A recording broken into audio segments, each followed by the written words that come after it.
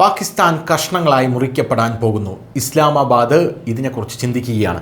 എന്താണ് ഈ സംഭവം? കഴിഞ്ഞ ദിവസമാണ് പാകിസ്ഥാൻ്റെ ഖൈബർ പഖ്തൂൺഖ്വ മേഖലയിൽ വലിയ രീതിയിലുള്ള വ്യോമാക്രമണം പാകിസ്ഥാൻ സൈന്യം തന്നെ നടത്തിയത്.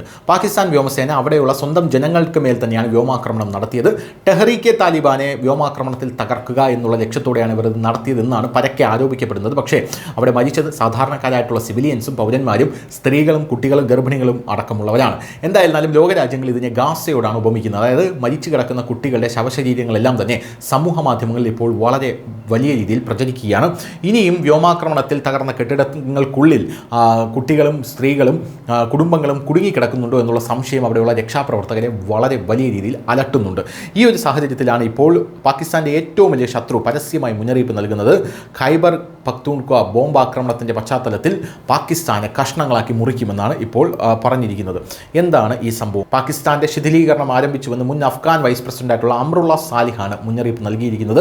പാകിസ്ഥാനിലെ ഖൈബർ പഖ്തൂൺഖ്വ പ്രവിശ്യയിൽ സിവിലിയന്മാർക്കെതിരെ ബോംബാക്രമണം നടത്തിയതിന് പാകിസ്ഥാൻ സർക്കാരിനെ സാലിഹ് വിമർശിച്ചു. പഷ്തൂൺ ജനത അവഗണനയുടെ ഇരകളാണെന്ന് അദ്ദേഹം ഒരു ദിവസം മുമ്പ് പറഞ്ഞു. സോഷ്യൽ മീഡിയ പ്ലാറ്റ്ഫോമായിട്ടുള്ള എക്സിലാണ് സാലിഹ് ഇക്കാര്യം പറഞ്ഞത്. പഞ്ചാബിൽ എവിടെയെങ്കിലും പാകിസ്ഥാൻ വ്യോമസേന 23 സാധാരണക്കാരെ കൊന്നിരുന്നുവെങ്കിൽ എന്ത് സംഭവിക്കുമായിരുന്നു?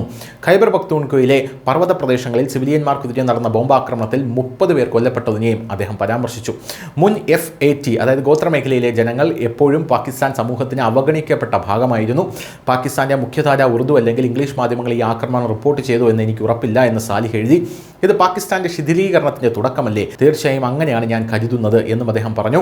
ഖൈബർ പഖ്തൂൺഖ്വയിലെ തിറ താഴ്വരയിലെ ഒരു ഗ്രാമത്തിലാണ് പാകിസ്ഥാൻ വ്യോമസേന തിങ്കളാഴ്ച പുലർച്ചെ ബോംബ് വർഷിച്ചത്. ഇതിൽ ഏകദേശം 30ഓളം പേരാണ്, അതല്ലെങ്കിൽ 30-ലധികം പേരാണ്. ഇപ്പോഴും മരണസംഖ്യ ഉയർന്നുകൊണ്ടേയിരിക്കുകയാണ് അവിടെ മരണപ്പെട്ടത്. ന്യൂസ് ഡെസ്ക് ന്യൂസിൻ്റെ മലയാളം.